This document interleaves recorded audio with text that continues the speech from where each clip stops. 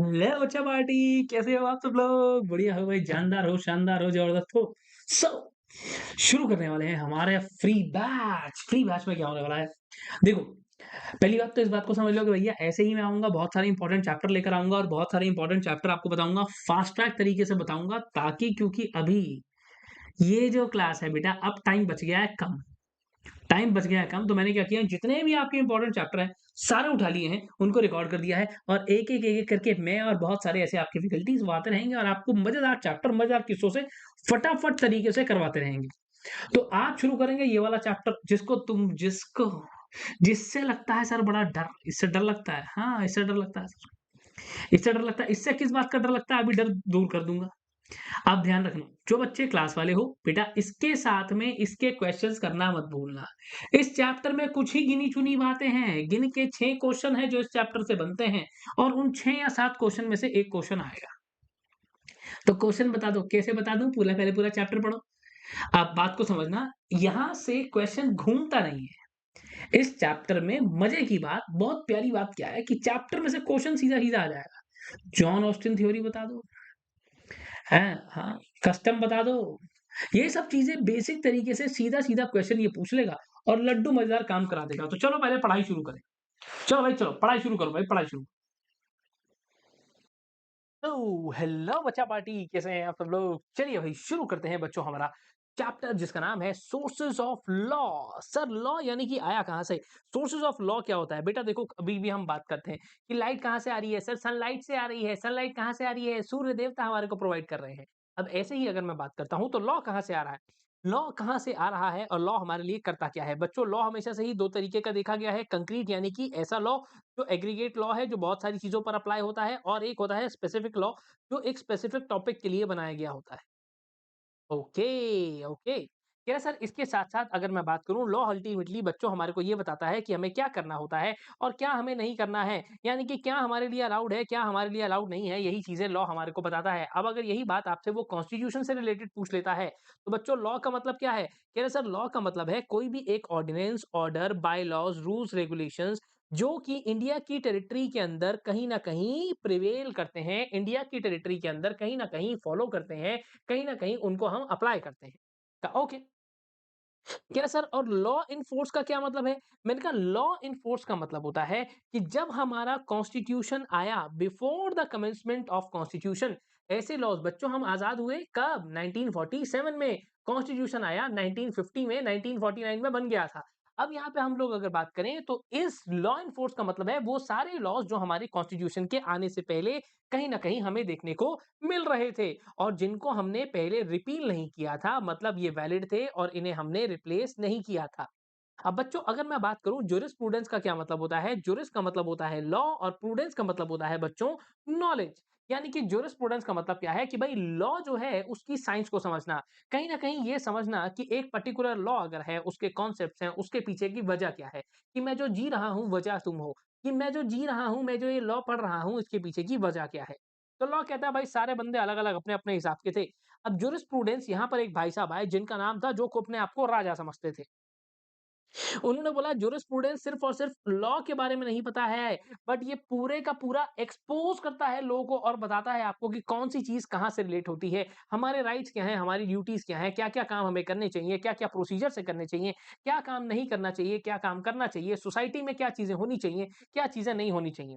तो बच्चों इसके साथ ही साथ आपने एक और टर्म सुनी होगी जिसे कहते हैं एनालिटिकल ज्यूरिस्प्रूडेंस, जो कहीं न कहीं हमें ये कहता है कि सर आपके पास कहीं न कहीं आपके पास लॉ ऐसा है जो सर यूनिवर्सली ट्रू होगा। मतलब जैसे मर्डर और डकैती भारत देश में अगर जुर्म है तो पूरे वर्ल्ड में जुर्म होंगे बच्चों। ऐसा नहीं होगा कि वो इंडिविजुअल प्रेफ़रेंस के हिसाब से काम करेंगे। चोरों के हिसाब से अगर मैं बात करूँ तो चोरों के हिसाब से तो चोरी तो अलाउड है, बढ़िया काम है, पर हमारे हिसाब से बेकार है। तो लॉ कहता है कि सर देखो सबसे पहला फंडा कि आपके पास ऐसे एलिमेंट्स को डिस्कवर करना जो ज्यूरिस्प्रूडेंस के लिए जो पूरे तरीके से यूनिवर्सली फिट बैठते हो बच्चों। अब हम लोग आगे चलते हैं, एक-एक करके बात करेंगे बच्चों about the various kind of theories. अब इसके साथ-साथ इन्होंने एक और काम बोला, कह रहा सर सोशियोलॉजिकल ज्यूरिस्प्रूडेंस यानी कि जहाँ पर मैं आपको कहता हूँ हमारी सोसाइटी में दुनिया जहान की प्रॉब्लम्स हैं, उन प्रॉब्लम्स को सॉल्व करने के लिए हम क्या करते हैं? बच्चों हम लॉ बनाते हैं, हम नेचर ऑफ लॉ को समझते हैं। ट्रैफिक की समस्या है, बच्चों उसको सॉल्व कैसे करते हैं? सर ट्रैफिक लाइट्स लगा देते हैं, ट्रैफिक रूल्स बना देते हैं। सर सोसाइटी में प्रॉब्लम आती है, कोरोना फैल जाता है, हम लोग क्या करते हैं? भई लॉकडाउन लगा देते हैं। बच्चों अब ऐसे ही पहली थ्योरी आपके सामने आती है जिसे कहते हैं बेटा Jeremy Bentham. Jeremy Bentham Britain का बंदा, इन्होंने बोला सर लॉ का मतलब क्या है? कह रहा सर लॉ का मतलब है एक ऐसा लॉ जो कि कहीं न कहीं पूरे साइन डिक्लेरेशंस जो आपकी एक स्टेट के अंदर पूरे तरीके से बंदों को, क्लास ऑफ पर्सन्स को ये बताएगा कि आपको क्या काम करना है, कैसे करना है। मैंने कहा ओके, ओके। मैंने कहा यार इससे अच्छा तो ढंग की बात बता दो। क्या सर देखो इन्होंने बोला कि आपके पास 2 फंडे हैं सर, 2 सॉवरेन हैं, एक पेन है और प्लेज़र है। क्या सर पेन क्या है और प्लेज़र क्या है? पहले इस बारे में बात कर लेते हैं। मैंने कहा जी क्यों नहीं? इन भाई साहब का बड़ा सिंपल सा कहना है बच्चों कि भगवान ने यानी कि कुदरत ने कहीं न कहीं इंसान को 2 कमांड के अंदर डाला है, या तो आप खुश हो या तो आप दुखी हो। तो इन्होंने बोला कि पूरी के पूरा जो लॉ है, हमारा 2 चीज़ों के अंदर कहीं न कहीं डाइवर्टेड है, जिसे हम कहते हैं पेन एंड प्लेज़र। और लॉ का सर एक ही काम है, लॉ चाहता है कि हर एक इंसान पूरे तरीके से खुश रहे बच्चों। ओके, यानी कि अगर एक बंदा खुश होगा तो सारे बंदे खुश होंगे। कह रहा है सर ये हम कहना चाहते हैं। मतलब सर मैं खुश हूँ तो मतलब बच्चे खुश हैं, बच्चों का रिज़ल्ट अच्छा आ रहा है तो मैं खुश हूँ, पीडब्ल्यू खुश है, पीडब्ल्यू खुश है, साथ ही साथ आपके पेरेंट्स खुश हैं, बट यार समाज खुश है बेटा, समाज खुश है। कह रहा ओके। कह रहा सर कहीं न कहीं आपको एक और चीज़ को समझने की ज़रूरत है कि आपके पास जितनी भी फंडे निकल कर आ रहे हैं, आप कह रहे हो ensuring happiness of all the members of the community. कह रहा सर आपको इस तरीके से लॉ बनाना है, सारे के सारे बंदे जितने भी हैं सब खुश रहें। अब इन्होंने बेंथम के अंदर अपने 8 अलग-अलग एस्पेक्ट्स को यहाँ पर बता दिया। मैंने कहा वो 8 अलग-अलग एस्पेक्ट्स क्या हैं? सबसे पहली बात कि आपके यहाँ पर सोर्स क्या है? कि लॉ क्या है? सोर्स क्या है? यानी कि लॉ बनता कहाँ से है? कह रहा सर सॉवरेन की मर्ज़ी यानी कि राजा की मर्ज़ी। जो इंसान सबसे बड़ी आपकी अथॉरिटी है उसकी मर्ज़ी, मोदी साहब की मर्ज़ी कि कभी भी रात को 8 बजे आ जाए मतलब है ना? ऐसा कुछ भी हो जाए। जहाँ पर उनको कहीं न कहीं लगता है तो भाई साहब वो लॉ बना देते हैं अपनी सारी की सारी सबऑर्डिनेट अथॉरिटीज़ के लिए। कह रहे सर दूसरा फंडा निकल कर आता है कि लॉ बनता है सब्जेक्ट वाइज़ कि भाई कभी कंपनीज़ एक्ट बनाना है, जैसे आप सुन रहे हो बच्चों कि सीआरपीसी रिप्लेस होने वाला है ना? मैं पढ़ाता भी हूँ।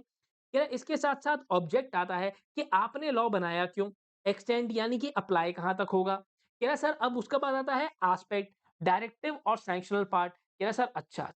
डायरेक्टिव और सैंक्शनल हाँ, कहाँ पर आप सीधा-सीधा काम कर सकते हो, कहाँ पर आपको अप्रूवल लेकर काम करना है। उसके बाद कह रहा साहब 4 चीज़ें हैं सॉवरेन की जैसे कमांड, प्रोहिबिशन, नॉन कमांड। वो भाई साहब आपको सीधा-सीधा बता देंगे। आसान शब्दों में कहाँ पर आपको लॉ की सीधा बात माननी है, कोई भी ना इफ, ना बट कुछ भी नहीं। कह रहा और कहाँ पर आपको अप्रूवल लेकर काम करना है, इतनी सी बात को समझना। मैंने कहा ठीक है। कह रहा सर आपके पास जो लॉ है, आपने लॉ अप्लाई तो कर दिया।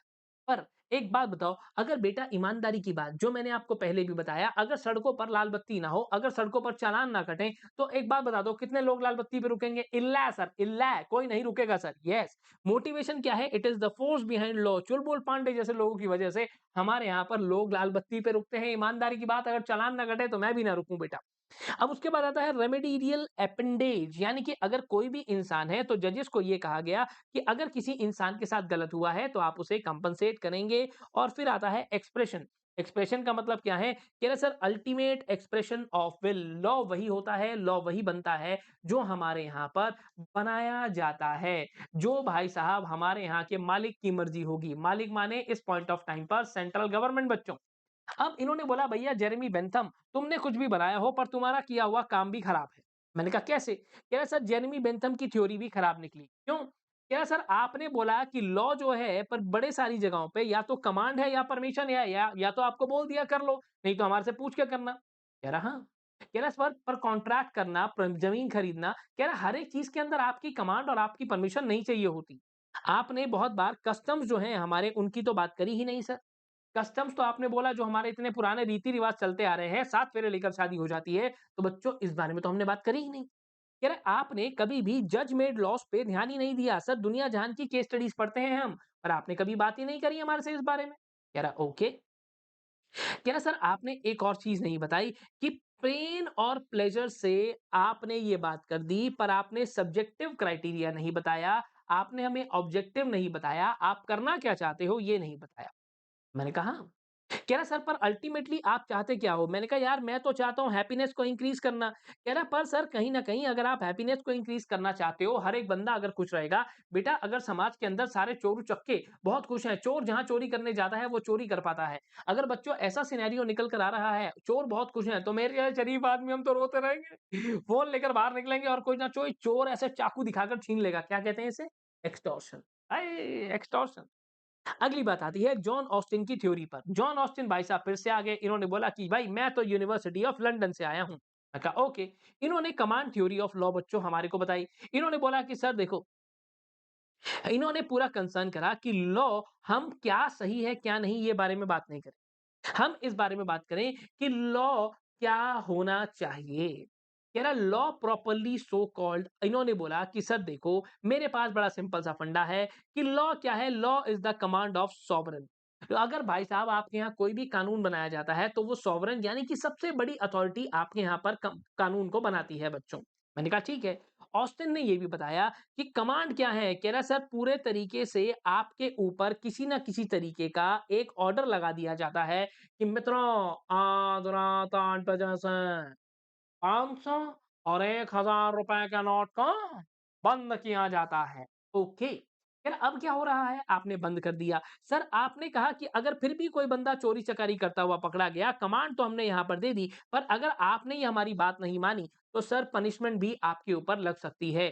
3 मेन फीचर बताए गए बच्चों, कमांड, सॉवरेन अथॉरिटी और उसके पीछे का सैंक्शन। कह रहा ठीक है। कह रहा सर कमांड किसकी होती है? मैंने कहा कमांड जो होती है सर कहीं न कहीं वो कमांड आपको दी जाती है by a very intelligent person. जहाँ पर कमांड दी जाती है और आपको कहा जाता है आपको ये काम ऐसे करना है। कमांड का मतलब क्या होता है? 2 पार्टीज़ जिसके अंदर बच्चों कमांड वही दे सकता है। जैसे मैं अपनी क्लास में क्या कहता हूँ? अरे बेटा चुप हो जाओ यार, मेरी बात सुन लो यार, मेरी बात सुन लो। तुमने ये टॉपिक अच्छे से पढ़ा फिर मैं गाना सुनाऊँगा। तुमने ये टॉपिक अच्छे से पढ़ा तो मैं तुम्हारे को मोंजुलिका से मिलवाऊँगा। होता है ना ऐसा कुछ ना कुछ? कह रहा है सर अब कमांड का मतलब क्या है? कह रहा है सर कमांड के अंदर 2 पार्टीज़ होती हैं, एक पार्टी बड़ी होती है, एक सुपीरियर, एक इंफीरियर। सॉवरेन का मतलब क्या होता है? सॉवरेन का मतलब होता है ऐसा इंसान जो पॉलिटिकली और लीगली बहुत सुपीरियर है। और सैंक्शन का मतलब क्या होता है? बच्चों सैंक्शन का मतलब होता है अगर आपने बात नहीं मानी तो क्या होगा? जैसे मम्मी मार देती हैं कभी चप्पल, कभी दे देती हैं एक रख के कान के नीचे, क्योंकि आप उनकी बात नहीं मानते हो। पेपर आ रहे हैं, आप पढ़ाई नहीं कर रहे हो, मम्मी लगाएगी सीधा कान के नीचे। तो यहाँ पर क्या हो रहा है कि आपके पास sanction should not be confused और सीधा-सीधा आपको बता दिया गया। क्या सर जैसे रिवॉर्ड होता है, अच्छा काम करते हो बच्चों तो क्या होता है रिवॉर्ड मिलता है। आप पेपर दोगे, पास हो जाओगे, बढ़िया नंबर लाओगे, रिवॉर्ड मिलेगा और यही आपने अगर उल्टे काम करे तो क्या होगा? सर पिटाई हो जाएगी सर। किसकी? सर हमारी, आपकी नहीं। अच्छा आप लोगों की, ठीक। पर गंदे काम क्यों करेंगे भाई? अपने बच्चे बढ़िया काम करते हैं। कह रहा सर इसके साथ ही साथ अब ऑस्टिन की कमांड थ्योरी को लेकर भी हमने बोला कि भाई तेरी भी बेकार। कह रहा मेरी भी बेकार है। मैंने कहा हाँ, तेरी भी बेकार है। कह रहा सर देखो हमारे पास हमेशा से ही हर एक लॉ को सिर्फ और सिर्फ कमांड के लिए नहीं बनाया जाता। बड़े सारे कानून तो लोगों के फायदे के लिए हैं। आपने कोड ऑन वेजेस सुना होगा या उससे पहले का इक्वल रेम्युनरेशन, मिनिमम वेजेस ये सब सुना है। किसी के साथ सर गलत ना हो, प्रोहिबिशन ना हो, फंडामेंटल राइट्स हमने उनको दिए हैं। हाँ, कह रहा सर ऐसे ही। कह रहा आपके पास जैसे आपने बोला कि सॉवरेन सबसे बड़ी पावर है, कह रहे सर पर ऐसा नहीं होता है। इंडिया में चाहे कितने मर्ज़ी बड़े मोदी साहब क्यों ना हो, प्राइम मिनिस्टर साहब क्यों ना हो, आपको कॉन्स्टिट्यूशन को मानना पड़ेगा सर। कॉन्स्टिट्यूशन से ऊपर कोई भी नहीं है। कह रहा आपने फिर से जज मेड लॉज़ के बारे में बात नहीं करी और साथ ही साथ कह रहा सर ऑस्टिन ने कभी भी इंटरनेशनल लॉज़ को कंसिडर नहीं करा तो तुम्हारी थ्योरी भी गलत है। इल्ला है। ओह! यार सर अगला आता है जॉन विलियम साल्मंड। जॉन विलियम साल्मंड से हम क्या कहना चाहते हैं, ये भाई साहब मेरी तरह एक लॉ प्रोफेसर हैं न्यूजीलैंड के अंदर और जो बाद में जज ऑफ सुप्रीम कोर्ट भी रहे हैं। अच्छा, हमारे यहाँ तो नहीं होता है ऐसे। हमारे यहाँ तो नहीं होता है ऐसे। चलो खैर एनीवेज़ आगे चलते हैं। क्या इन्होंने बोला कि सर सालमन की बात है, इन्होंने बोला सर देखो, अल्टीमेटली लॉ का काम है सीधा-सीधा लोगों को डिलीवर करना। मैंने कहा डिलीवर करना? कह रहा हाँ, deliverance of justice to people, लोगों के पास न्याय पहुँचे यही लॉ का सबसे बड़ा काम होता है। कह रहा सर मैंने तो अलग बात बताई और इन्होंने ये भी बोला कि जेरेमी बेंथम और जॉन ऑस्टिन ने जो भी कहा सर उनको छोड़ो। मैं तो आपको सिंपल का फंडा बता रहा हूँ कि अब मेरे पास एक अ लॉ है, एक द लॉ है। जो अ लॉ है वो रेफर करता है कंक्रीट लॉज़ को और बाद वाला रेफर करता है एब्स्ट्रैक्ट लॉ को। मैंने कहा ओके। Okay, okay. कह रहा सर देखो, हम बहुत बार बात करते हैं, कभी भी एब्स्ट्रैक्ट फॉर्म में बच्चों अगर मैं बात करता हूँ, डिफेमेशन, क्रिमिनल लॉ, मैं इन सब चीज़ों के बारे में बात करूँगा। पर यही अगर मैं कंक्रीट सेंस में बड़ी बात करूँगा, तो मैं स्पेसिफिक लॉज़ के बारे में बात करूँगा, जैसे कि Indian penal code, right to information etcetera. आई बात समझ?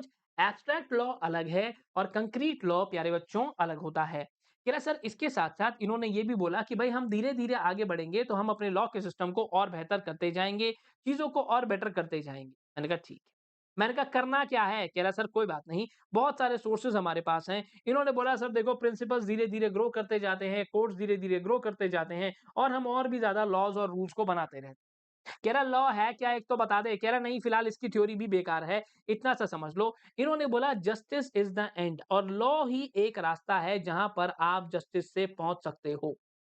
ठीक है, पर इनमें से बहुत सारे ऐसे लॉज भी हमने देखे हैं जो लॉ क्या है बच्चों अनजस्ट हैं, यानी कि जो लॉ ठीक नहीं है, जो आपको जस्टिस तक भी नहीं पहुंचाते हैं। जैसे कि फॉर एग्जांपल अगर आपने सुना हो वेल्थ टैक्स नाम का कोई एक्ट था जो पहले आया बाद में हटा दिया गया। एक और टॉपिक जिसके बारे में बात नहीं करना चाहूंगा, बड़े सारे ऐसे लॉज होते हैं जो लोगों को पसंद नहीं आते। फॉर एग्जाम्पल किसानों को कुछ पसंद नहीं आया, उन्होंने उस लॉ को वापसी करवा दिया। तो अब यहाँ पर क्या होता है, कह रहे सर बड़ी सारी चीजें होती हैं, लॉ भाई जनता को पसंद नहीं आ रहा है या लोगों को लग रहा है लॉ ठीक नहीं है। अब इसके साथ ही साथ कह रहा है सर जस्टिस ही प्रोवाइड करना कानून का काम नहीं है, बहुत सारे और भी तरीके हैं सर, सोसाइटी को सेम रखना। अब हर जगह अगर सरकार बेटा जीएसटी कलेक्ट कर रही है, इसमें क्या लॉ मिल रहा है? क्या न्याय मिल रहा है? हर महीने इनकम टैक्स कट रहा है, क्या न्याय मिल रहा है? कह रहा है सर सोसाइटी को भी तो चलाना है, इस बात को भी तो कहीं न कहीं समझो। ओके। ठीक है। कह रहा सर देखो इस बात को भी समझना है कि जब आपने सालमन ने ये बोला कि purpose of law is administration of justice, but जो कहीं ना कहीं ज्यूरिस्प्रूडेंस पे लिमिट ना लगाता हो। ठीक है, जहां पर हम लॉ को एडमिनिस्टर करने की बात करते हैं, सिविल लॉ हो, आपके पास एक यूनिवर्सल कॉन्सेप्ट निकल कर आता है। कह रहा सर चलो ज्यादा आगे पंगे मत फंसो, रॉस्को पाउंड पे आ जाओ। चलो बच्चों रॉस्को पाउंड पे आ जाते हैं। एक अमेरिकन लीगल स्कॉलर जिन्होंने फिर से ये बात करी और इन्होंने बोला कि भाई साहब हम फिर से एकदम रॉस्को पाउंड तो बहुत बार पेपर में पूछा भी गया है बेटा, ध्यान से देखना। इन्होंने बोला कि 5 चीज़ें आती हैं सबसे पहली बात, जब भी आप लीगल सिस्टम की बात करते हो उसमें 5 चीज़ों को हम इंक्लूड करेंगे। मैंने कहा वो 5 चीज़ें कौन-सी हैं? कह रहा सर देखो सबसे पहले आप इन्वेंटरी बनाना। मैंने कहा इन्वेंटरी कह रहा पहले गोदाम बनाना, फिर उस हिसाब से अपने-अपने इंटरेस्ट बनाना, इंटरेस्ट को सिलेक्ट करना। मैंने कहा ठीक है। कह रहा फिर लिमिट डिसाइड करना, लिमिट डिसाइड करने के बाद आप ये देख लेना कि कहाँ पर कौन से लॉ को कितनी लिमिट देनी है, कितना डालना है, कितना नहीं बनाना। खाना बनाने जैसा मैंने आपको एग्ज़ाम्पल दिया होगा कि खाना बनाते समय बेटा पहले इन्वेंटरी लेते हैं, फिर ये देखते हैं कौन क्या खाएगा, उस हिसाब से हम अपनी लिमिट सेलेक्ट कर लेते हैं। जैसे मैं तो छोले-भटूरे खा के बहुत राज़ी रहता हूँ। उसके बाद मैं क ये कंसिडर करता हूँ कि कहाँ पर कितनी लिमिट डलेगी, कितना नमक डालना है, कितनी चीनी और क्या-क्या करना है। और उसके बाद हम कहीं न कहीं वैल्यूएशन ऑफ इंटरेस्ट इंटरेस्ट की वैल्यूएशन करते हैं और खाकर ये बताते हैं कि भैया आपके यहाँ के छोले-भटूरे भाई साहब आपने बढ़िया बनाए हैं या एकदम बेकार बनाए हैं बच्चों। कह रहा सर इसके साथ-साथ एक और काम करते हैं, रॉस्को पाउंड की क्लासिफिकेशन भी निकल कर आती है। रॉस्को पाउंड की क्लासिफिकेशन यस, इन्होंने अलग-अलग तरीके से इंटरेस्ट निकाले बेटा। अब इंडिविजुअल इंटरेस्ट निकाला, पब्लिक इंटरेस्ट निकाला। इन्होंने बोला लॉ को लेकर हर एक इंसान के अपने अलग फंडे हैं। लॉ को लेकर हर एक इंसान की अपनी एक अलग पहचान है, अपना एक अलग सिस्टम है भाई। मैंने कहा हाँ। कह रहा अगर मैं इंडिविजुअल की बात करूँ तो इंडिविजुअल क्या चाहता है? मैंने कहा अगर मैं चाहूँ तो बच्चे जो चाहते हैं आज़ादी। हैं? कह रहा सर बच्चे तो चाहते हैं आराम से मैं अपनी मर्ज़ी से आऊँ जाऊँ, मेरे को फ्रीडम रहे सर। मैं अगर कहीं कोई घूम भी रहा हूँ ना, तो सर मेरे मम्मी-पापा मेरे को ना देखें। मैं सर आराम से अपनी मर्ज़ी से अपनी मर्ज़ी की ज़िंदगी जिऊँ। मैं तो यही चाहता हूँ। ऐसा तो नहीं होना चाहिए मैं बाहर जाना चाहता हूँ, मेरे को कोई रोक रहा है। ठीक है? मैं अपनी मर्ज़ी से कोई भी काम नहीं कर पा रहा बच्चों। इसके साथ-साथ डोमेस्टिक रिलेशंस यानी कि हमारे घर में जो रिश्ते हैं, मम्मी-पापा, मियाँ-बीवी, भाई-बहन आपस में ये रिश्ते बढ़िया से ना है भाई। है ना? लड़ाई-वड़ाई होती रहती है, छोटे भाई-बहन को पीट देते हैं अपन। है ना? पीट देते हैं, पीट देते हैं, पीट देते हैं। है ना? तो अब यहाँ पे क्या हो रहा है, अगली बात आती है इंटरेस्ट ऑफ सब्सटेंस जैसे कि फ्रीडम ऑफ एसोसिएशन, इंडस्ट्री, कोई कॉन्ट्रैक्ट करना, नौकरी मिलना, छोकरी मिलना, तुम्हारी शादी हो जाना, ये सब चीज़ें कहीं न कहीं इंटरेस्ट में आती हैं इंडिविजुअल की। क्या सर पब्लिक क्या चाहती है? देखो बच्चों, पब्लिक तो सबसे पहले ये चाहेगी कि आपके यहाँ पर अरे 1 मिनट, अब हम पॉलिटिकल लाइफ पर पब्लिक पे लेकर आ गए हैं। अगर कभी भी सोशल इंटरेस्ट की बात आती है, तो आपने देखा होगा कि अगर किसी इंसान ने बैंक में चोरी कर ली, तो वहाँ पर क्या होता है? कोई इंसान कंप्लेंट करता है, सर सरकार अपने आप ही आके उसके ऊपर कंप्लेंट कर देती है। तभी हम केसेस का नाम देखते हैं यूनियन ऑफ इंडिया, यानी कि स्टेट ऑफ राजस्थान, ऐसे एक पार्टी का नाम केस में लिखा होता है। यस, जब भी सोशल इंटरेस्ट की बात आएगी बच्चों, तो सरकार खुद आके सामने खड़ी हो जाएगी। ओके, कह रहा कभी भी अगर स्टेट ने बात करी तो उन्होंने कहा सर देखो हमारे पास तो फ्रीडम ऑफ एक्शन, हमें तो सर हम यही चाहते हैं, एक पब्लिक इंटरेस्ट के चलते हम तो यही चाहेंगे कि लोग जितने भी हैं सारे मिलकर आपस में एक दूसरे के साथ प्यार मोहब्बत से रह लें सर, प्यार मोहब्बत से रह लें। ओके, कह रहा अब सोशल लाइफ को लेकर क्या चाहते हो सर? कह रहा सोशल इंटरेस्ट अपने अलग हैं, बच्चों को सोशल मीडिया चलाने दिया जाए पेपर के बाद। मैं कहा जी भर के फ़ोन चलाओ। तुम लोग जी भर के फ़ोन चलाओ, इतना फ़ोन चलाओ, इतना फ़ोन चलाओ कि तुम्हारा सिर में अपना ही दर्द हो जाए। मैंने कहा हैं? Okay, okay. कह रहा सर सोशल इंटरेस्ट में मतलब मैंने कहा सबसे पहली बात तो सिक्योरिटी, कि बच्चों जहाँ भी आप हो आप सेफ हो, ठीक है? आपको किसी चीज़ का खतरा नहीं है। दूसरी बात सर जो भी हमारे सोशल इंस्टीट्यूशन है, चाहे डोमेस्टिक है, रीजनल है, रिलीजियस है, पॉलिटिकल है, ये सबका इंटरेस्ट भाई हर एक इंसान अपने हिसाब से, अपने फ्रीडम से, पूरे तरीके से अपने पूजा-पाठ अपने हिसाब से कर पाए। यार सर जनरल मोरल्स आप देखते हो गैम्बलिंग हो रही है। बच्चों को ज़ोर ज़बरदस्ती पकड़ के बंद करके भाई साहब लाल बत्ती पे भीख मंगवाई जा रही है। यानी कि ऐसी चीज़ों का भी सोशल इंटरेस्ट, सोशल एंगल बनता है। कंज़र्वेशन ऑफ सोशल रिसोर्सेज़ जैसे मैं बच्चों को बताता हूँ कि भाई लाल किले में चले जाओ या फिर किसी पुराने मॉन्यूमेंट में चले जाओ, वहाँ पर लिखा हुआ बड़ा-बड़ा होता है, दिव्या मेघलानी लव्स कैटरीना। मैंने कहा ये क्या हो रहा है? ये क्या हो रहा है? कह रहा सर इसके साथ-साथ आती हैं चीज़ें जनरल प्रोग्रेस की, यानी कि इकोनॉमिक, पॉलिटिकल, कल्चरल, इसके बाद आती है इंडिविजुअल लाइफ कि बच्चा हर एक बंदा चाहता है कि मैं अपनी ज़िंदगी को बढ़िया तरीके से जिऊँ। हर एक बच्चा चाहता है मैं पास हो जाऊँ, सर मैं कंपनी सेक्रेटरी बन जाऊँ, एकदम पैसा ही पैसा हो जाए मेरे पास, मज़ा आ जाए, बढ़िया लाइफ हो जाए। जानता हूँ, पर उसके लिए मेहनत करने का बेटा मेहनत करने का, तेज पढ़ा रहा हूँ पर तेज पढ़ने का। कह रहा सर अब अगले फंडा आता है क्रिटिसिज्म का कि जब हम लोग ये कहेंगे कि भाई हम तो नहीं मानते, हमारे हिसाब से तो ये रॉस्को पाउंड भैया भी बेकार है। मैं कहा बेकार हैं? कह रहा हाँ। कह रहा भाई सबसे पहली बात तुमने दुनिया जहान के इंटरेस्ट बता दिए, इन सब के बीच में बैलेंस तो बना, इतने सारे इंटरेस्ट लेकर आ गया, सबकी हर एक बंदे की बात थोड़ी सुन सकते हैं बेटा। मैंने क्लास में पूछा कि बेटा मैं स्टैम्प ऐड करवाऊँ या एविडेंस ऐड करवाऊँ? बच्चों ने सबने अलग-अलग, अलग-अलग चीज़ें बता दी। अब भाई बैलेंस तो बनाना पड़ेगा ना, अगर मैं बच्चों से पूछूँगा पता नहीं बात कहाँ चली जाएगी। कह रहा सर आपने कभी भी इवैल्यूएशन ऑफ इंटरेस्ट को लेकर क्राइटेरिया नहीं बताया। मैंने कहा अरे हाँ, हाँ। कह रहा सर दूसरी बात, आपने जब भी कोई भी एक्टिविटी जज के सामने आती है, तो जजेस को अपने आप इन चीज़ों को इवैल्यूएट करना होता है। अब इनको मैं मेजर कैसे करूँ ये तो बता दो। दूसरी बात, पब्लिक और सोशल इंटरेस्ट में बच्चों को आपने डाउट क्रिएट करवा दिया। बच्चों को ही नहीं समझ में आया, डाउट हो गया पब्लिक और सोशल इंटरेस्ट के अंदर, तो हम भाई जजेस को क्या समझ में आएगा? और एक नया इंटरेस्ट कैसे आएगा ये भी आपने नहीं बताया। भई आपने जितने इंटरेस्ट हमारे को बता दिए इंडिविजुअल, भाई साहब सोशल, है ना? इसके अलावा भी तो कोई इंटरेस्ट हो सकते हैं बच्चों। मैं कहा वो कौन बताएगा? क्या सर अगली बात आती है एचएलए कार्ड की। HLA card, card yes. कह रहा सर यहाँ पर इसने बोला कि भाई पॉजिटिविज्म यानी कि लॉ क्या है? लॉ तो भाई साहब सीधा-सीधा कमांड है। मैंने कहा कमांड मतलब?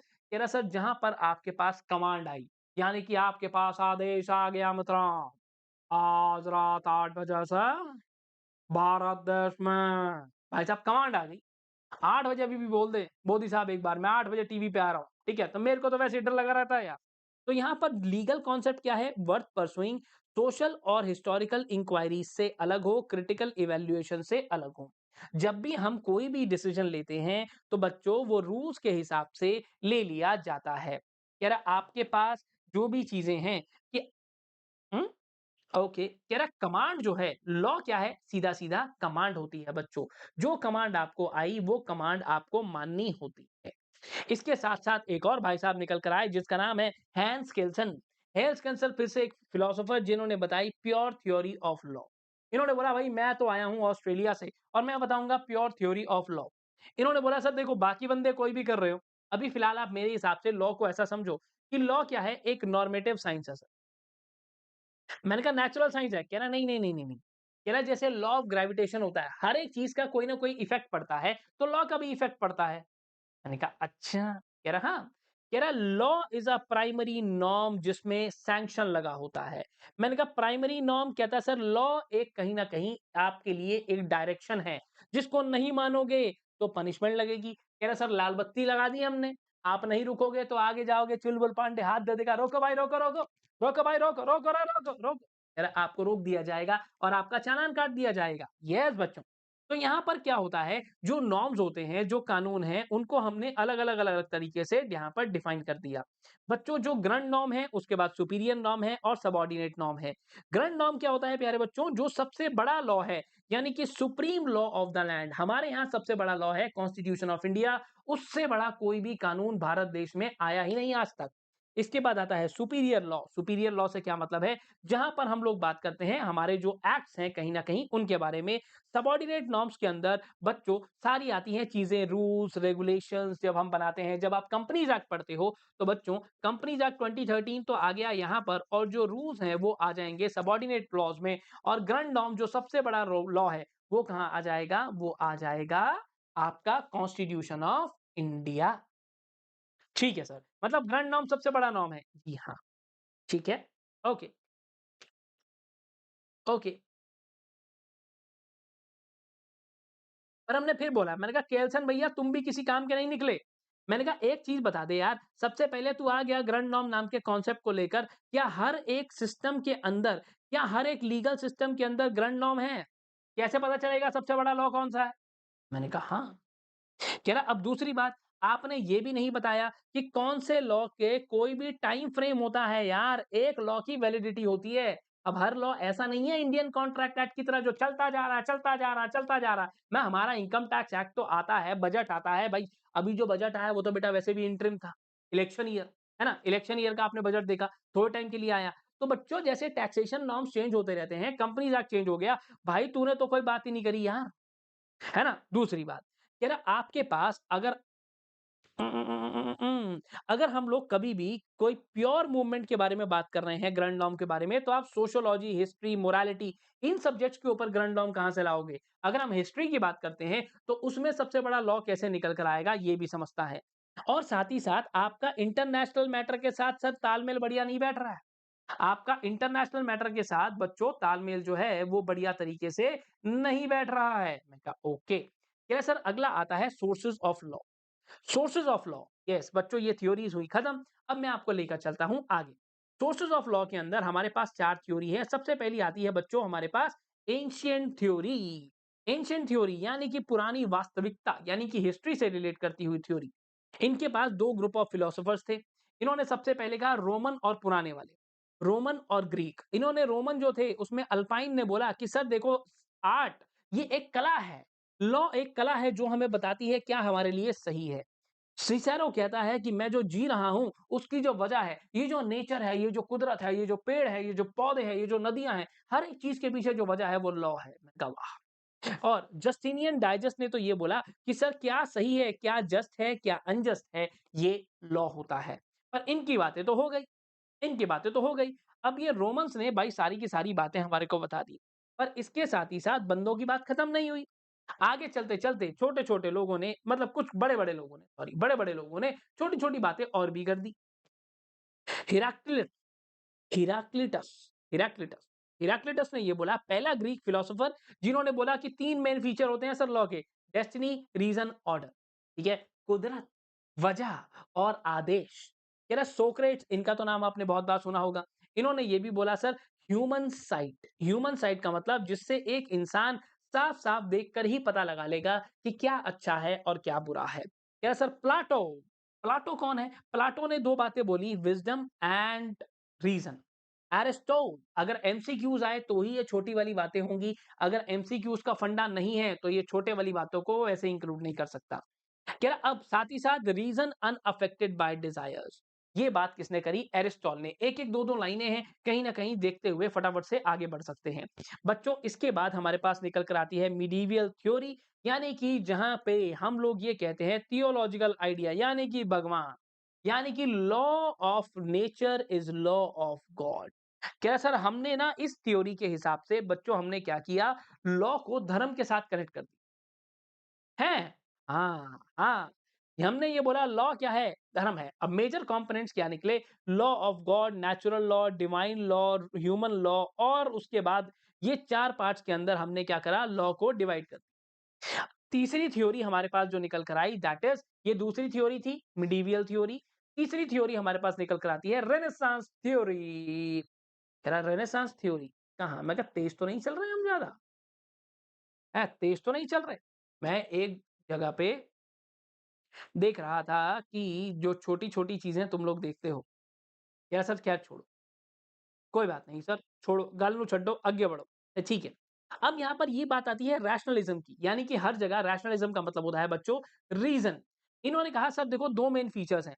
हम हमेशा से 2 बातें करेंगे, कोई नेचुरल राइट्स ऑफ ह्यूमन क्या है और हमेशा से ही ह्यूमन रीज़न्स बहुत ज़्यादा सेक्युलर पॉलिटिकल ग्राउंड्स पे बनने चाहिए। अगर कोई भी इंसान है बच्चों तो उसके पास ज़िंदगी जीने के लिए कौन-कौन से राइट्स होने चाहिए। जैसे मेरी मर्ज़ी यार मैं कहीं भी जा सकता हूँ घूमने के लिए, वहाँ से घूमकर वापस आ सकता हूँ। मेरी मर्ज़ी, मेरा फंडा, मैं कैसे भी करूँ। कह रहा हाँ, कह रहा सर इस एरा के 2 इंपॉर्टेंट पार्ट्स थे हुगो ग्रोथियस और इमैनुअल कांत। इन्होंने बोला सर सोशल कॉन्ट्रैक्ट है। यानी कि आपके पास जो राजा है, जो सॉवरेन है, उसकी ज़िम्मेदारी है सबको सेफगार्ड करना। और यहाँ पर इन्होंने ये भी बोला कि एक इंसान के पास अपनी समझ है। नेचुरल लॉ का मतलब है कि कहीं न कहीं आपको अपनी समझ से, अपने दिमाग से काम करना है। अपनी समझ से, अपने दिमाग से काम करना है कि ये काम कैसे होगा, क्या आपके लिए चीज़ें बेटा जब हम किसी चीज़ को देखते हैं तो हमें पता चल जाता है कि ये सही हो रहा है या गलत हो रहा है। तो लॉ कह रहा है सर अपने दिमाग से काम करना है। ऐसा हमने तीसरी थ्योरी में बोल दिया। कह रहा मॉडर्न थ्योरी आ गई, आज ज़माना आ गया नया स्मार्टफ़ोन का, फेंक दिए पुरानी की पुरानी सारी थ्योरी। इन्होंने बोला रिवाइवल ऑफ नेचुरल लॉ। कह रहा सर जितनी भी हमारी अप्रोचेज़ हैं उनको मॉडिफ़ाई कर दो और आज के टाइम पर नई थ्योरीज़ लेकर आ जाओ। मैंने कहा अच्छा। कह रहा सर और बना दो एनालिटिकल स्कूल ऑफ लॉ। मैंने कहा ये एनालिटिकल स्कूल ऑफ लॉ क्या है? कह रहा सर देखो जो आपको केल्सन ने बताया वही है। कह रहा आपने जॉन ऑस्टिन से बारे बात करी? मैंने कहा हाँ, हमने जॉन ऑस्टिन से बात करी। कह रहा उसने क्या बोला? मैंने कहा मैं अरे यार उसने तो यही बोला ना कि it is the command of sovereign जो राजा ने बना दिया, जो बाहुबली ने बना दिया, वही बेटा कानून हो जाएगा। कह रहा ओके। कह रहा इसके साथ-साथ हैंस केल्सन नाम का एक बंदा था सर। मैंने कहा हाँ, ये भी है। इन्होंने प्योर थ्योरी ऑफ लॉ बोल दिया। कह रहा सर अल्टीमेटली सारी बातें घुमाकर एनालिटिकल स्कूल ऑफ लॉ हमारे को इसी टर्म पर ले आया, जिसे हम कहते हैं ग्राउंड नॉर्म, सुपीरियर नॉर्म और सबॉर्डिनेट नॉर्म, जो बच्चों मैंने पहले ही आपको एक्सप्लेन कर दिया है बेटा। इसके साथ-साथ अगले फंडे पर आता है historical school of law. Historical school of law के अंदर एक बंदा हमारे पास आया जिसका नाम था वैन सेवनी थ्योरी।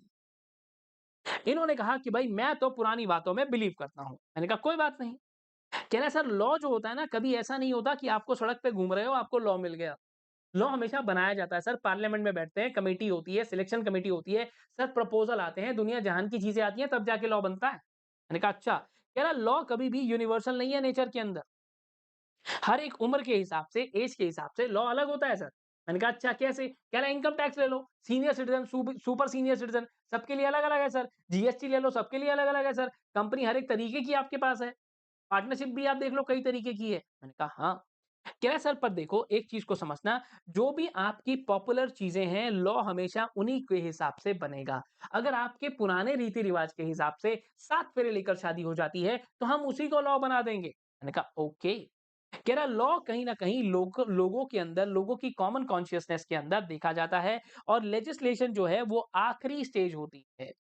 मैंने कहा ओके, ठीक है। और जो जजेस हैं या लॉयर हैं, इनको ज़्यादा इम्पोर्टेंट कहा गया लेजिस्लेचर से। उन्होंने बोला कि भाई जो जजेस हैं या जो लॉयर्स हैं, असली मतलब तो यही बताएँगे, कल को अगर पंगा पड़ जाएगा तो यही बताएँगे। अरे हाँ! हाँ, कह रहा है सर इसके साथ-साथ फिर हम आते हैं अगली थ्योरी पे जिसे हम कहते हैं बच्चों फिलॉसॉफिकल या एथिकल स्कूल। इस स्कूल के हिसाब से जो एथिकल वैल्यूज़ हैं, कहीं न कहीं वो आपस में रिलेटेड हैं।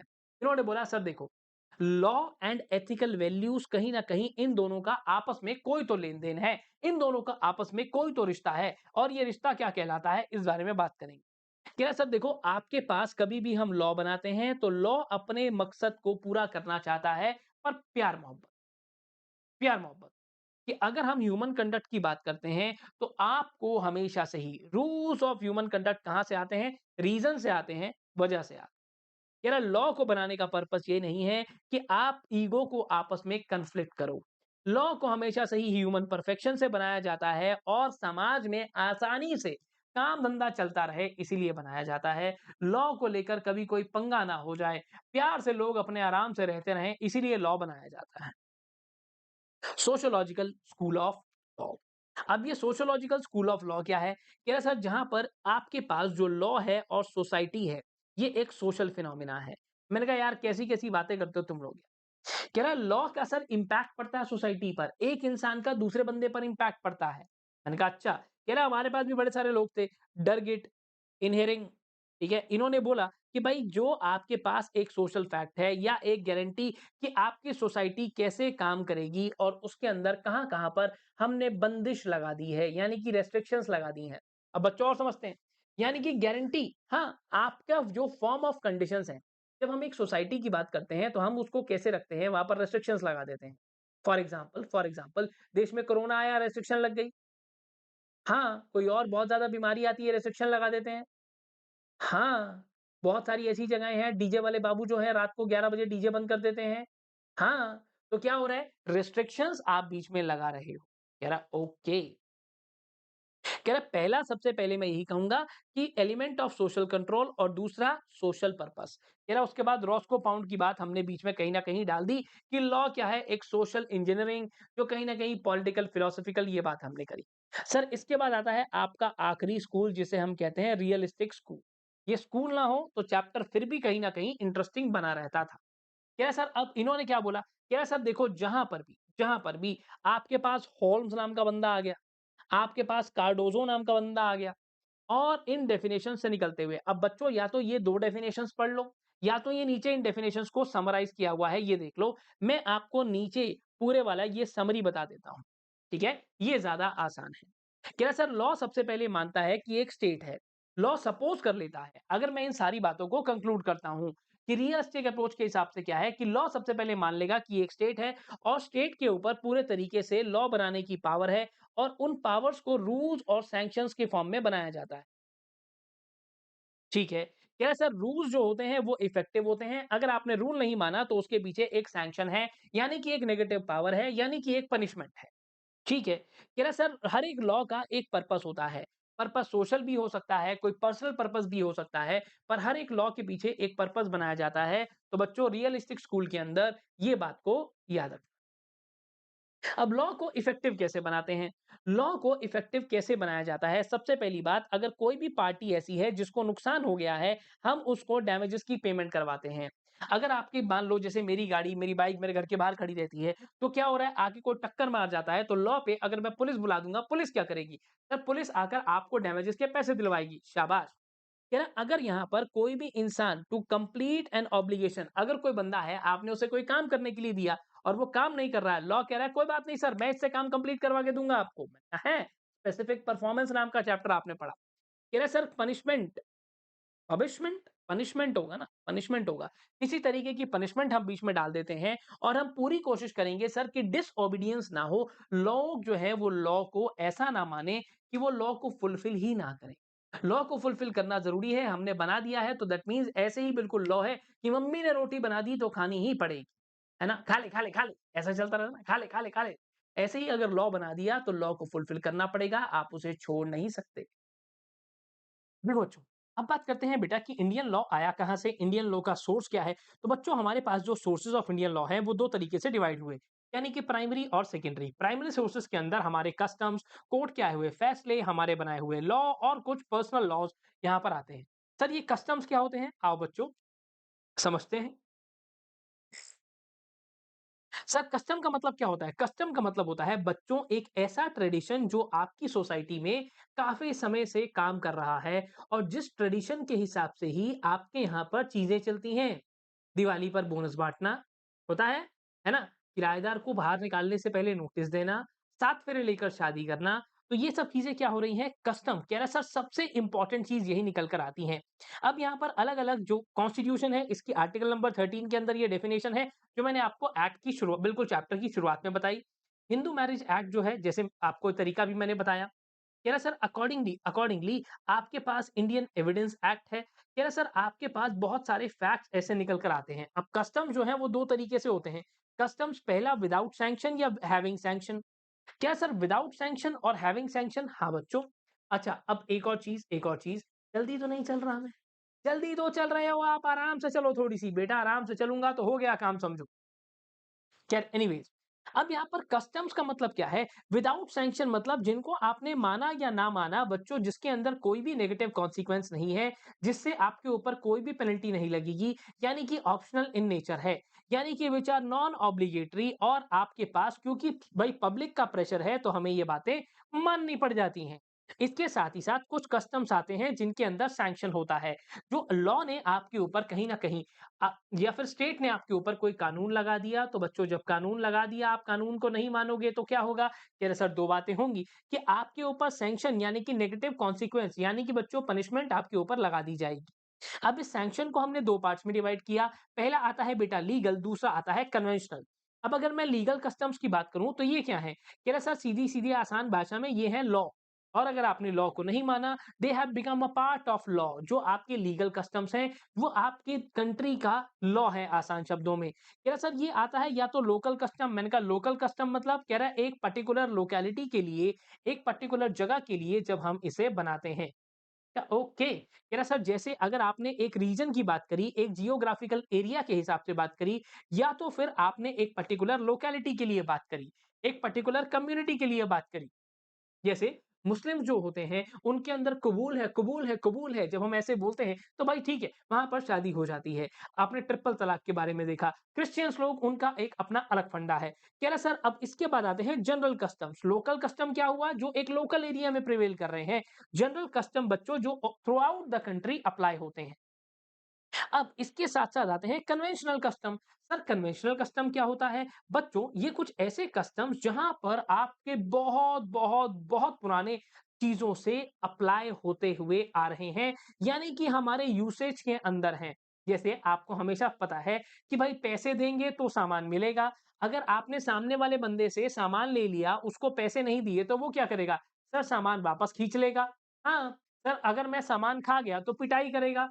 भाई अनपेड सेलर जैसे राइट्स जो हैं सेल ऑफ गुड्स एक्ट के अंदर आपने ऐसा भी कुछ पढ़ा है तो कह रहा सर क्योंकि पार्टीज के बीच में एक एग्रीमेंट कहीं ना कहीं आ जाता है कोर्ट ने बोला कि भाई हमारे पास तो सर शुरू से ही कन्वेंशनल कस्टम यानी कि बहुत पुराने तरीके से चलते हुए कस्टम्स हैं अगर दो पार्टीज के बीच में कॉन्ट्रैक्ट हो गया ठीक है मैं कहता हूँ इधर हूँ मैं दिव्य मिगलानी और उधर है सामने टाइगर टाइगर श्रॉफ मैंने कहा भाई टाइगर आके हमारी क्लास में डांस करके दिखाएगा बच्चों अगर टाइगर ने डांस नहीं किया तो मैं उसको पैसे दूंगा नहीं सर तो कह रहा है यही तो है यूसेज यही तो है तरीका कि सामने वाले ने आपको सर्विस दी और उसके बाद आप क्या करने वाले हो आप अकॉर्डिंगली पे करने वाले हो सर कह रहा अच्छा कह रहा अब देखो सर आपके पास जो कन्वेंशनल सिस्टम्स हैं वो हो सकता है एक लोकल एरिया में हो सकता है जनरल हो सकता है पर्टिकुलर किसी एक ट्रांजेक्शन के लिए हो फॉर एग्जाम्पल दिवाली पर मिठाइयां बांटना होली पर रंग लगाना ये भी आप काफी टाइम से देख रहे हो है ना पतंग उड़ाते हैं लोग है ना और आप देखते हो दिवाली पे बम पटाखे फोड़ते हैं क्या सर हमारे बहुत पुराने पुराने कस्टम्स चलते हुए आ रहे हैं उन कस्टम के हिसाब से हम कानून बनाते हैं अच्छा क्या ना अब यहाँ पर क्या है वैलिड कस्टम कोई भी एक कस्टम अगर आता है बच्चों तो वो वैलिड कब होगा पेपर में आया हुआ क्वेश्चन है ध्यान रखना क्या सर सबसे पहली बात इमेमोरियल होना चाहिए यानी कि बहुत ही पुराना कस्टम आपका होगा तो मैं उसे मानूंगा ये जो रीति रिवाज आपने हमारे सामने रख दिए हैं हमने मान लिया पर सर ये बहुत पुराने कहीं ना कहीं निकल कर आने चाहिए ओके यार बस इतना ध्यान रखना कि कहीं ना कहीं ये कॉन्ट्ररी ना हो आज की हमारी चीजों के हिसाब से सूट करते हो ओके आज की हमारी रिक्वायरमेंट के हिसाब से ओके हो यार सर्टेन होना चाहिए डेफिनेट होना चाहिए सर कस्टम एक रीजनेबल होना चाहिए मतलब यूजफुल होना चाहिए और कन्वीनियंट होना चाहिए सोसाइटी के लिए भाई पहाड़ से छलांग लगा दो नीचे और आपकी शादी हो जाएगी है ना तो ऐसा तो कोई ये क्या कन्वीनियंट है और क्या यूजफुल है ऐसा तो नहीं होने वाला है। क्या वैसे पहाड़ से छलांग लगाने बराबर ही है, पर फिर भी कह रहा है कंपल्सरी ऑब्जर्वेंस यानी कि जिसको आप बिना काफ़ी टाइम से ऑब्जर्व करते हुए आ रहे हो और वो लॉ और पब्लिक मोरालिटी के हिसाब से होना चाहिए। जो आपका लॉ ऑफ द लैंड है, उस हिसाब से बना हुआ होना चाहिए। आपके लॉ के अगेंस्ट ना जाता हो, जिसके लिए यू जनरल या यूनिवर्सल है। तो कह रहा है सर कह रहा आपके पास सबका सर्व सहमति से कस्टम बना हो। ऐसा नहीं कि भाई कुछ लोग मान रहे हैं, कुछ लोग नहीं मान रहे हैं। क्या ऐसा सारे लोग जितने भी हैं सब इस बात को फॉलो करते हो, आराम से एन्जॉय कर पाएँ और कंसिस्टेंसी होनी चाहिए। ऐसा नहीं होना चाहिए कि एक कस्टम दूसरे कस्टम से भिड़ने पे लगा हुआ है। कह रहा है ऐसा तो बिल्कुल ना हो। बच्चों इस पॉइंट का ध्यान रखना लास्ट टाइम भी पेपर में पूछा गया था। अब ये तो हुआ है प्राइमरी सोर्सेज़ के अंदर मैंने सबसे पहला टॉपिक आपको बताया कस्टम्स यहाँ पर होते हैं। एक मिनट, आपने क्या देखा बच्चों? कस्टम्स। अगला टॉपिक है जुडिशियल प्रेसिडेंट्स यानी कि कोर्ट के आए हुए फैसले। दुनिया जहान के आप मेरे साथ केस स्टडीज आगे चल के पढ़ोगे या फिर आपने ऑलरेडी पढ़ी भी होंगी। अब जुडिशियल प्रेसिडेंट का मतलब क्या होता है? कि ना सर, जो भी आपके यहाँ पर पुराने केसेस को रेफर करते हुए, बच्चों हम लोग क्या करते हैं, पुरानी चीजों को रेफर करते हुए आगे बढ़ते हैं कि आपकी लाइफ में कभी ऐसा हुआ होगा, वैसा हुआ होगा। क्या सर, अब ऐसे ही जुडिशियल प्रेसिडेंट यानी कि कोर्ट के आए हुए फैसले भी बहुत ज्यादा जरूरी होते हैं? कह रहा अब क्या करें? मैंने कहा कोई बात नहीं। कह रहा कोर्ट का जो फैसला होता है वो बहुत बार, अगर बेटा जैसे एक फैसला आया, तो जब हम आज बात कर रहे हैं 2024 में, तो क्या बेटा पुराने आए हुए 1992 के या हम 2015 की केस स्टडी नहीं पढ़ते क्या? पढ़ते हैं ना सर। आज पढ़ते हुए पुरानी वाली केस स्टडीज को रेफर करते हैं, तो बस शाबाश। अब ऐसे ही इसी को कहते हैं जुडिशियल प्रोसीडिंग। एक बच्चों हाई कोर्ट होता है। हाई कोर्ट माने कि उस पर्टिकुलर स्टेट का सबसे बड़ा कोर्ट। हाई कोर्ट ने की जुरिस्डिक्शन में बहुत सारे सबॉर्डिनेट कोर्ट्स आते हैं, बहुत सारे ट्रिब्यूनल्स आते हैं, और उन्हीं सारे कोर्ट्स को, सारे ट्रिब्यूनल्स को हाई कोर्ट की बात को मानना भी पड़ता है बच्चों। कह रहा अच्छा, तो सर अगर मान लो एक हाई कोर्ट का डिसीजन जो है वो कन्फ्लिक्ट में आ गया दूसरे हाई कोर्ट से, तो फिर मैंने कहा कोई बात नहीं। हाई कोर्ट और एक हाई कोर्ट दूसरे हाई कोर्ट का ठीक भाई बहन।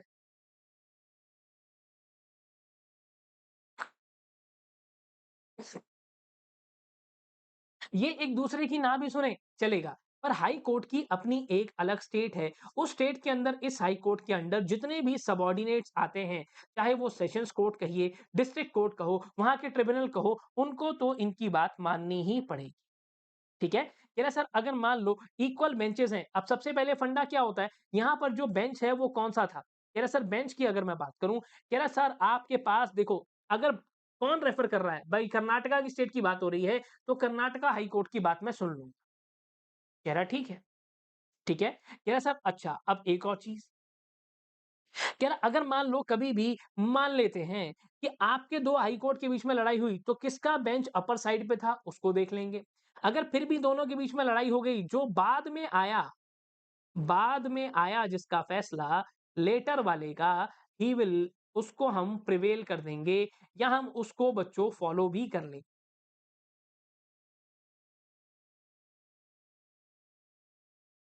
बाद में आए फैसले को प्रिवेल कर देंगे। हाई कोर्ट के अंदर सर अब बेंचेस क्या हैं?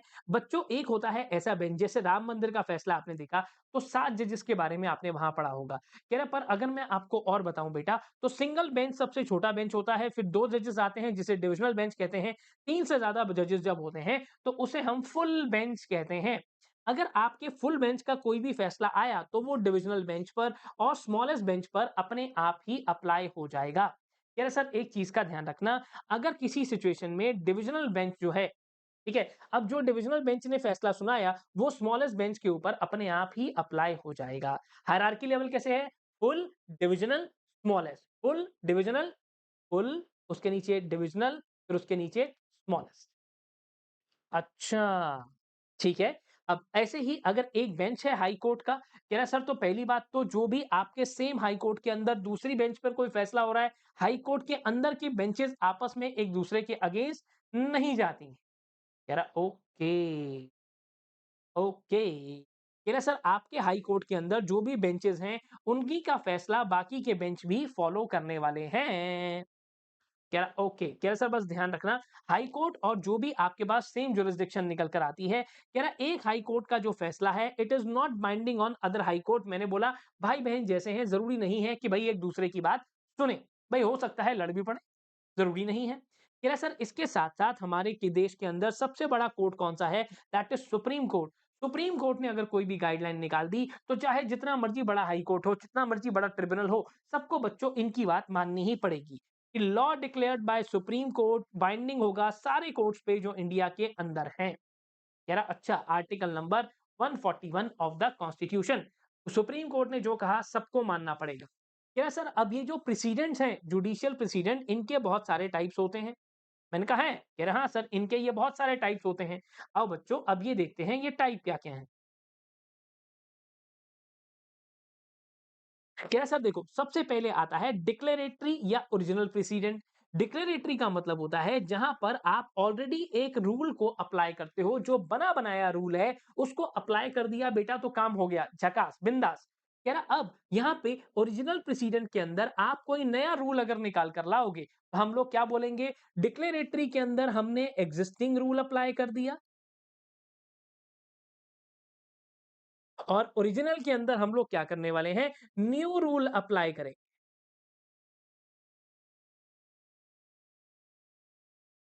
तो बढ़िया काम हो गया सर, बढ़िया काम हो गया ना? कह रहा बस ऐसे ही। कह रहा सर अगले फंडे पर आते हैं। अगली बात पे अगर मैं आऊँ तो आपके पास हमेशा से ही ओरिजिनल प्रेसिडेंट्स कम देखने मिलेंगे, पर उनकी इम्पोर्टेंस कहीं न कहीं बहुत ज़्यादा रहती है। अच्छा ये विशाखा गाइडलाइंस को ध्यान में रखना, एक बार पेपर में क्वेश्चन विशाखा गाइडलाइंस को लेकर भी आया हुआ है। ठीक है? ओके। ठीक है, विशाखा गाइडलाइंस को उसने रेफर कर दिया था, तो इस बात को डालना मत भूलना, डिक्लेरेटरी प्रेसिडेंट्स और उसके साथ-साथ ओरिजिनल प्रेसिडेंट्स। अरे इसके साथ-साथ यार और चीज़ें नहीं बता रहा हमारे को? Personal laws. अच्छा, ओके, ओके। अच्छा, ओरिजिनल प्रेसिडेंट क्या है बच्चों? नया रूल जो आपने फ्यूचर के लिए बना दिया। अब ये फ्यूचर में हम इसे आगे से अप्लाई करेंगे, फॉर एग्ज़ाम्पल लॉ में आने वाली केस स्टडीज़ और उनके अंदर आने वाली जो भी आपकी अमेंडमेंट्स जो जब कोर्ट का फैसला आता है, तो आप देखते हो ना लॉ बदल जाता है, ठीक उस तरीके से।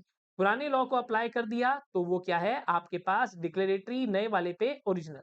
क्या सर फिर आता है आपके पास पर्सुएसिव प्रेसिडेंट्स।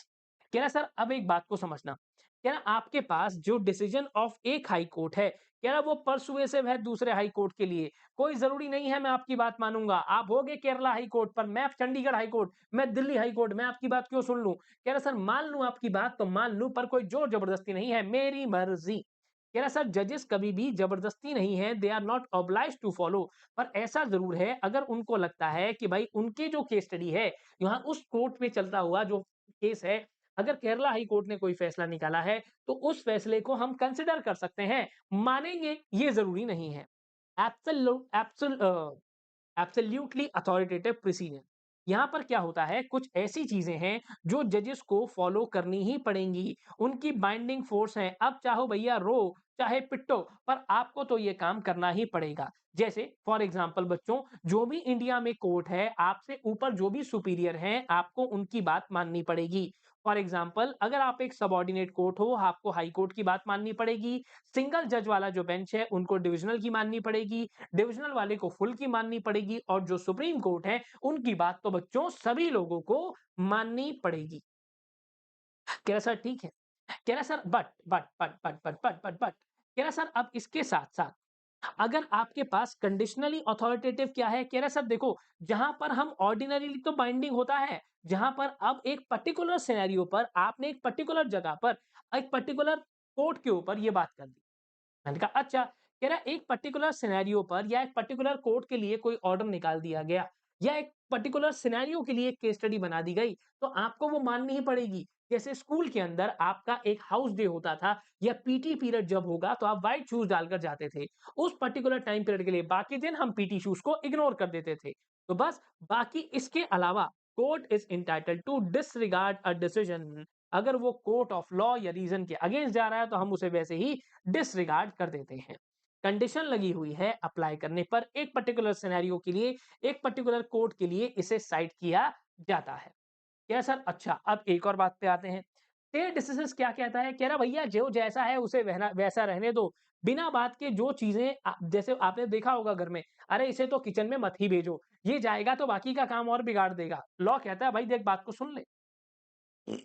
जो चीज़ें ऑलरेडी डिसाइडेड हैं, उनमें पंगा डालने की ज़रूरत नहीं है दोस्त। जो ऑलरेडी डिसाइड हो गया है, उसके अंदर तू बिना बात के उँगली मत कर यार। जो डिसाइड हो गया, हो गया। नई बात कोई कर सकता है तो कर। पुरानी केस स्टडीज़ को गड़े-मुर्दे उखाड़ कर तू पंगा मत ले फालतू का। ओके, ठीक है। कह रहा सर आपके पास जो भी फैसला निकल कर आया, बच्चों जो एक बार डिसाइड हो गया, तो उस बात को बार-बार, बार-बार हम छेड़ेंगे नहीं। कह रहा ओके, कोर्ट को ये बोला गया कि भाई इस बात को तुम लोग भी अपने पास अच्छे से सोच समझ के रख लो कि जो भी बात हमने पहले डिसाइड कर ली है, जो केसेस आपके डिसाइड हो चुके हैं, उन पे पंगा लेने की ज़रूरत नहीं है। बच्चों अगली बात आती है बेटा रेशो डिसेंडी।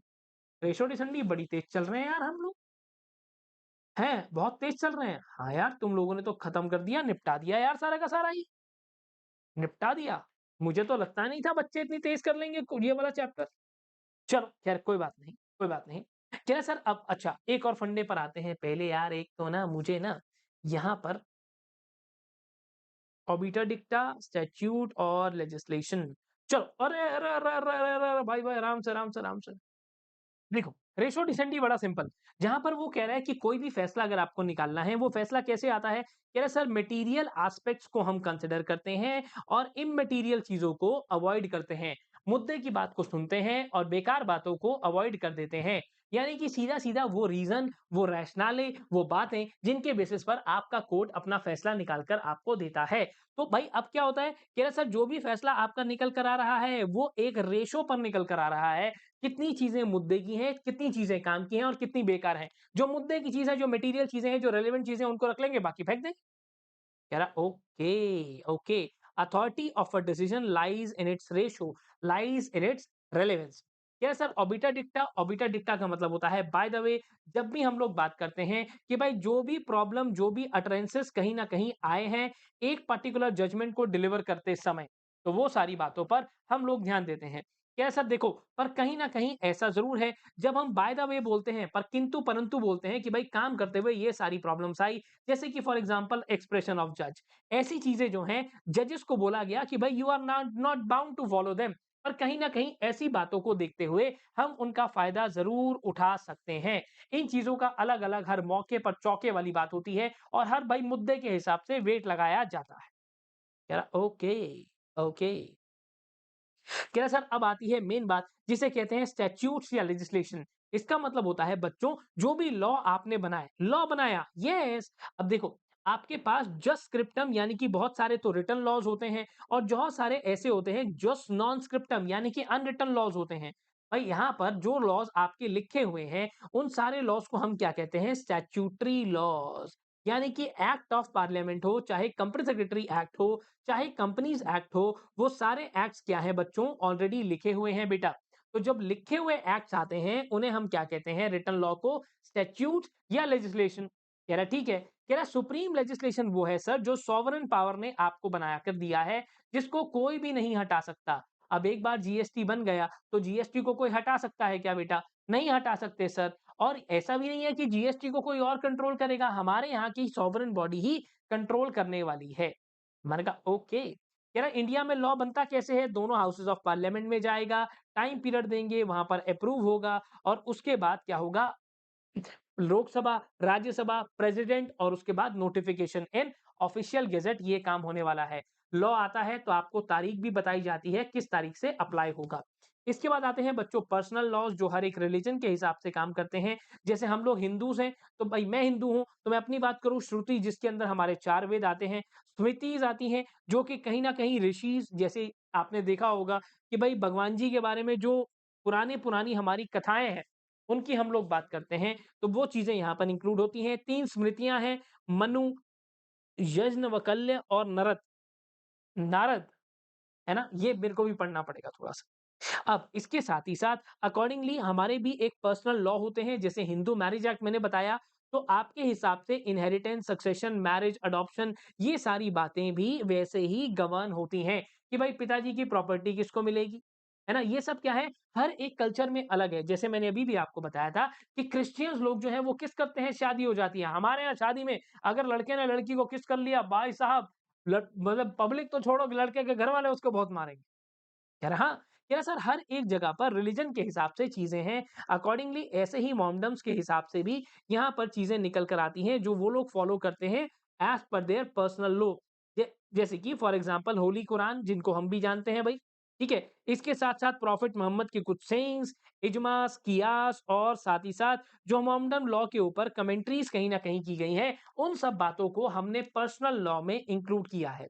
क्या सर इसके साथ-साथ कुछ बातें और आती हैं जिसे बच्चों हम secondary sources of Indian law कहते हैं। अब वो क्या है? जस्टिस, इक्विटी, गुड कंसाइंस और इंग्लिश लॉ। कह रहे सर अब क्या करें? मान लो बच्चों आपको कहीं पर कोई भी लॉ नहीं मिलता है, कुछ भी बातें आपको नहीं मिलती या फिर आपको कोई सिनेरियो ही नहीं मिल रहा, तो लॉ कहता है भाई देखो जहां पर भी आपको लगे कि कोई भी कानून आपको नहीं मिल रहा, तो आप जस्टिस, इक्विटी और गुड कंसाइंस के हिसाब से फैसला सुना देना कि क्या न्याय है, क्या अच्छा है और क्या बेहतर है। ओके, क्या सर अब इंग्लिश लॉ, मैंने कहा इंग्लिश लॉ की अगर हम लोग बात करते हैं तो कुछ मेन सोर्सेज हैं, law, merchant law, principle of equity, statute law. अब एक एक करके समझते हैं ये क्या है।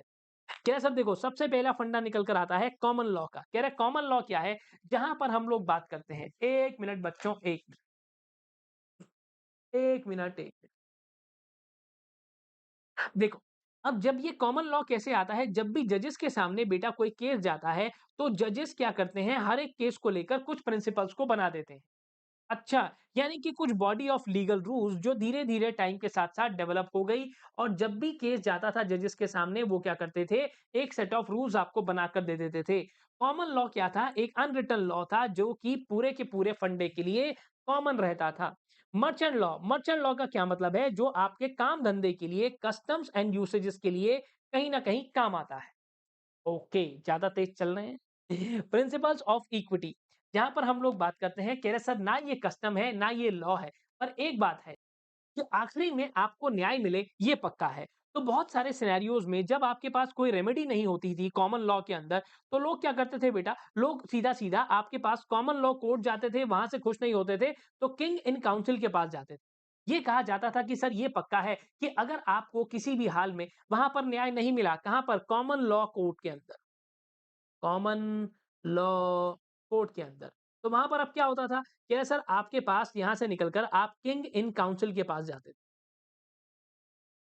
ओके, कह रहे सर यहाँ पर बोला जाता था कि भाई किंग जो है वो अपनी पिटिशंस को रेफर करते थे, और उसके बाद चांसलर को रेफर करते थे।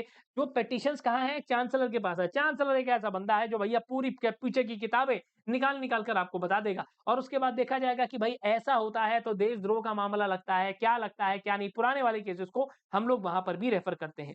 कह रहे सर अच्छा, एक फंडे पर और आते हैं, दो मैक्सिम्स यहाँ देखने को मिले बेटा, कि जो भी इक्विटी करेगा, जो न्याय करेगा, जो न्याय को, जिसे न्याय मिलना चाहिए, उसे खुद भी न्याय करना आना चाहिए।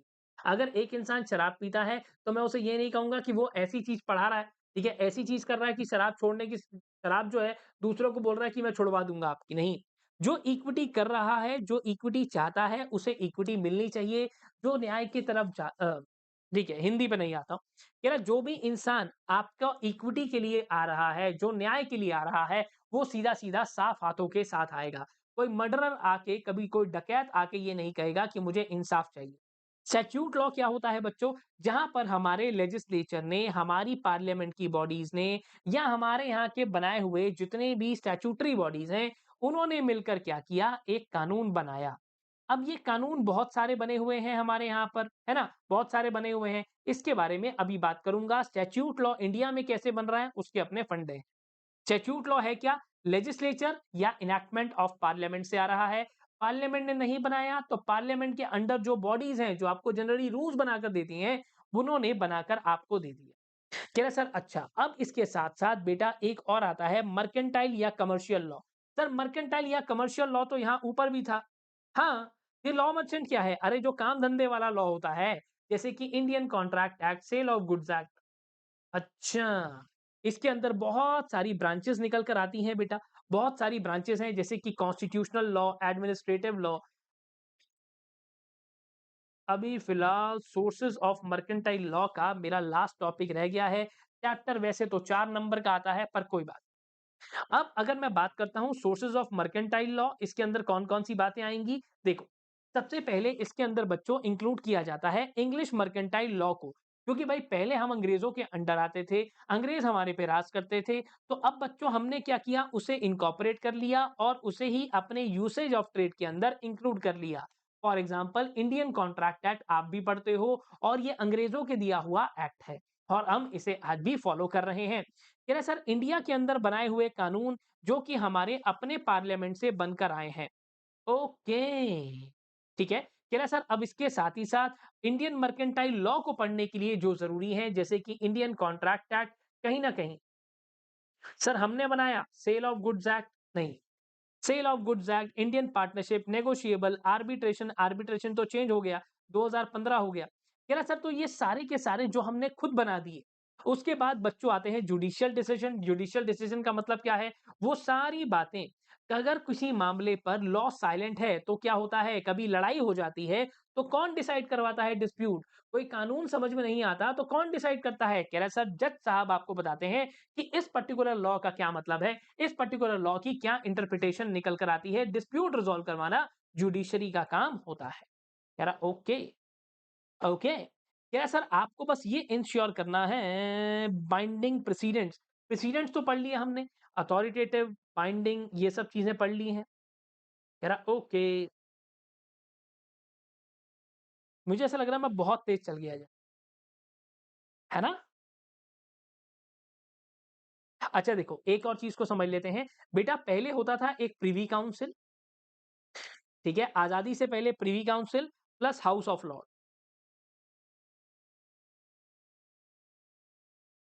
इन दोनों को मिलाकर हमने अब एक ही रखा हुआ है। हमारे पास एक ही कोर्ट है, सुप्रीम कोर्ट ऑफ इंडिया। ठीक है? आसान?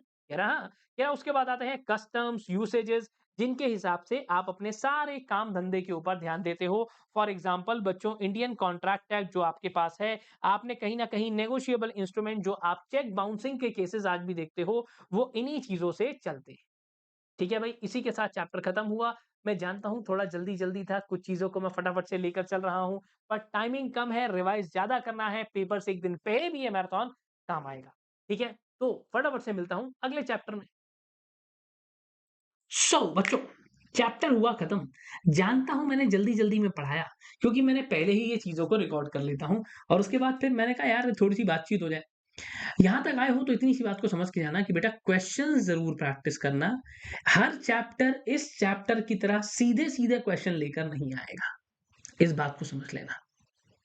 हर चैप्टर इसकी तरह सीधा क्वेश्चन नहीं लाएगा, हर चैप्टर इसकी तरह सीधा क्वेश्चन नहीं लाएगा। चैप्टर घूमेगा, क्वेश्चंस भी घूमेंगे। यहां पर ये लड्डू चैप्टर है, गिने चुने टॉपिक आपने करे, एक सवा घंटे में खत्म कर लिया। इसको अच्छे से बढ़िया तरीके से याद करना। और इसका दंगल नहीं हुआ है, वैसे मैं वही चेक कर रहा था, इसका दंगल नहीं हुआ है। जिनका दंगल हो गया हो वो दंगल भी अटेंड करें। ठीक है, चलो that's it from my side. Bye bye, take care of yourself, all the best. मिलते हैं अगले चैप्टर्स में। Bye bye.